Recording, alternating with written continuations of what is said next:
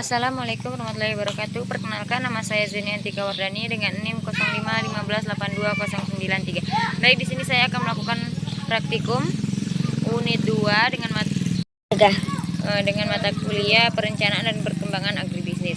Baiklah, saya di sini akan melakukan wawancara bersama dengan salah satu seorang yang mengelola kelapa kopra dan arang.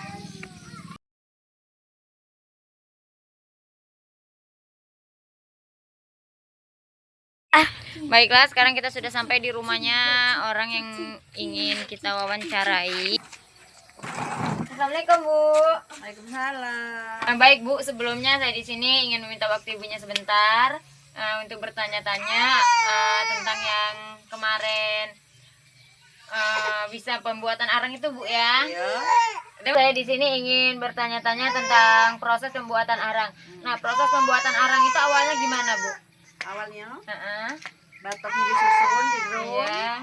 Oh, berarti Iya. berarti sistemnya itu pakai drum ya, Bu, ya? Ya, pakai drum disusun sampai penuh. Ya. Baru kita siram solar. Baru Iya. kita hidupkan.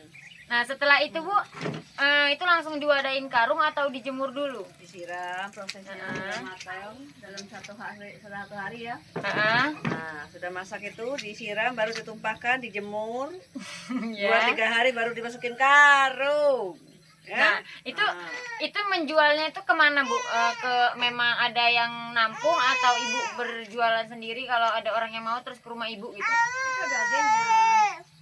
Ada Heeh. yang nampung. Jadi kayak ada pengepulnya sendiri gitu ya, Bu, ya? Iya. Arang ini, Bu, selain bisa dianu langsung, bisa diolah jadi apa juga, Bu? Ibu tuh bisa mengolahnya jadi apa gitu? Jadi briket. Nanti Ibu juga mengelolanya untuk briket ya? Ya. Nah, kalau untuk harga arang di sini itu berapa, Bu, untuk per kilo? Per kilonya paling-paling 6.000. Hmm. Itu pun paling tinggi 6.000 7.000. Nah, kalau untuk harga briketnya itu berapa, Bu? Ya, mencapai 12.000 per kilonya. Bisa lebih mahal berarti ya? Emang kalau di sini banyak peminatnya, Bu, untuk mengelola briket? Ya banyak. Ya, di sini kan usahanya gitu. Banyak pembuatan kopra. Jadi itunya dimanfaatkan buat itu. Bikin arang. Nah, cara pembuatan briket itu kayak mana, Bu? Ya itu tadi. Sudah dihancurkan, dihaluskan, dikasih tapioka. Itu biar apa, Bu, dikasih tapioka? Biar lengket. Udah itu lanjut dijemur. Dicetak dulu kayak? Iya, udah kan ibu udah cetak, Iya, iya. jemur. Iya. Nah, itu tinggal tengok hasilnya nanti. Tapi emang nggak kemurahan itu, Bu, harga jual cuma 12.000 per kilo? Ya enggak lah, kan dari agen ya. Nanti kan masih di atas lagi itu mencapai 25, 20, 25. Ya, Itu pun Bu, boleh ngasih saran, Bu, ya? Kan dari apa namanya, dari arang yang udah kering itu kan yang proses penggilingan itu, Bu, ya, kan bisa dibuat jadi isi baterai, Bu, baterai ABC itu. Nah, itu bisa juga tuh, Bu, dikembangkan kalau memang mau ya. Itu bisa karena peminatnya otomatis banyak, terus juga yang ngelola kan nggak ada, hampir nggak ada untuk di Desa Karangsari ini. Nah, kenapa nggak coba itu aja, Bu?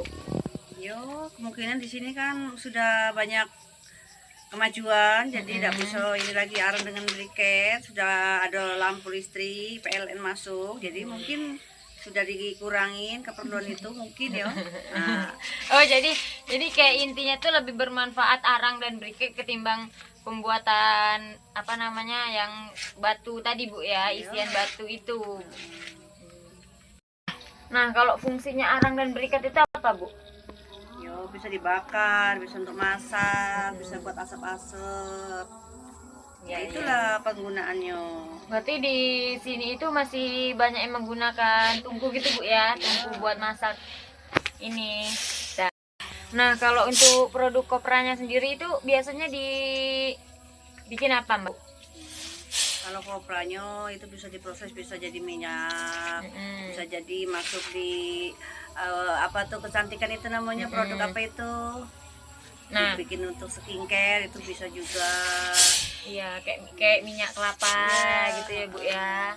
Nah, tapi kan ini Ibu mengelola sendiri atau memang Ibu memproduksi tapi Ibu jual ke pengepul atau kayak mana Bu untuk pembuatan kopra? Ya jual di pengepul lah. Jadi ibu nggak bikin, Enggak. misalkan bikin minyak sendiri dari kelapa itu enggak ya? Enggak. Jadi ibu begitu selesai ngobrol langsung. Penjual. Heeh. Nah, kenapa ibu memilih untuk menjual kopra itu Bu ketimbang ibu mempertahankan kopranya dan mengelola kopra itu menjadi misalkan menjadi minyak skincare seperti yang ibu bilang tadi kan? Kenapa enggak ibu lakukan di rumah? Maksudnya itu ibu lakukan sendiri. Ya kan belum ada alat-alatnya, belum bisa mencukupi alat-alat kebutuhannya. Itu banyak yang diperlukan. Jadi ibu lebih memilih menjual Bu ya. Nah, Nah kalau untuk penghancuran arang itu Bu menggunakan apa Bu? pakai penggiling. Itu sejenis mesin penggiling kan ada tuh. Mengelola itu. Kalau dianuin pakai tenaga, ini kan tidak ini. Ibu ini selain mengekspor ke luar daerah gitu Bu ya, sudah pernah mengekspornya ke luar negeri belum Bu? Baik Bu, sekian dari saya. Saya mengucapkan terima kasih banyak sudah meluangkan waktunya sampai adiknya tertidur di sini. Saya akhiri. Wassalamualaikum warahmatullahi wabarakatuh. Waalaikumsalam.